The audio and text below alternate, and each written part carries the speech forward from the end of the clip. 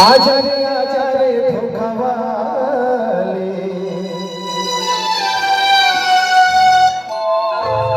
काय करे जो मोला भुला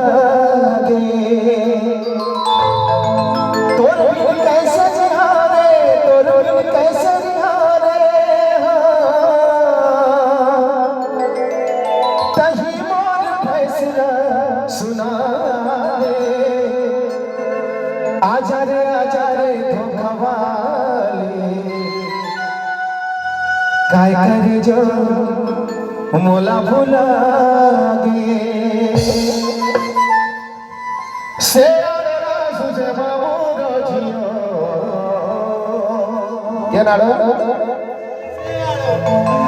से सुझे बाबू गजियो आटाला